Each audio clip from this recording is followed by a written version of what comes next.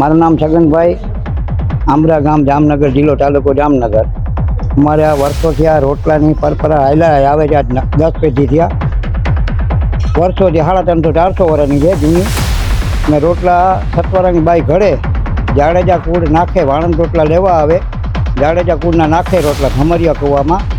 અમારે આગળ વડીલ એમ કહેતા કે રોટલા નાખવા જાય ને એટલે ના હોય વરસાદ તો પાછા ભીંજાઈને ઘરે આવી, વરસાદ પાછો ઘરે પૂગીને થઈ જાય, વરસાદ આવી જતો એમ.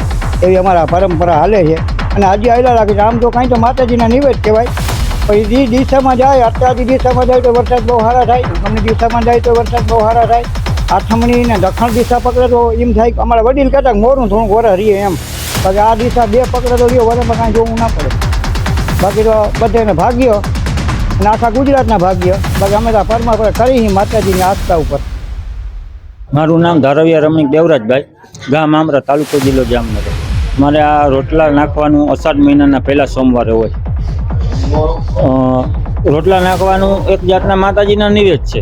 ગામમાં 350-400 વર્ષથી આ પરંપરા કરે છે. અને રોટલા નાખ્યા પછી, ભમરિયામાં રોટલા નાખ્યા પછી એનો વરસાદનો વર્તારો કાઢે છે કે રોટલો કઈ દિશામાં જાય તો કેવો વરસાદ થાય.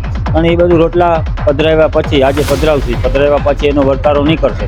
અને આ પરંપરા એવી છે કે સતવારાના ઘરે રોટલા બને છે, જુવારના બને. અને વાણંદનો દીકરો રોટલા લેવા આવે અને દરબારનો દીકરો કૂવામાં રોટલા પધરાવે છે. જો આ રોટલો કૂવામાં નાખ્યા પછી ઉગમણી બાજુ જાય તો વરસાદ 100% સારો થાય. આથમણી બાજુ જાય તો વરસાદ એકદમ નબળો થાય. અત્રાદી દક્ષિણાદી જાય તો વરસાદ 75% સારો થાય, 25% નબળો રહે. અને જો આથમનો રોટલો જાય તો 100% વરસ નબળું રહે એવો અનુમાન આજથી 350-400 વર્ષથી હજી આવે છે. એના ઉપરથી હાલ્યું આવે છે.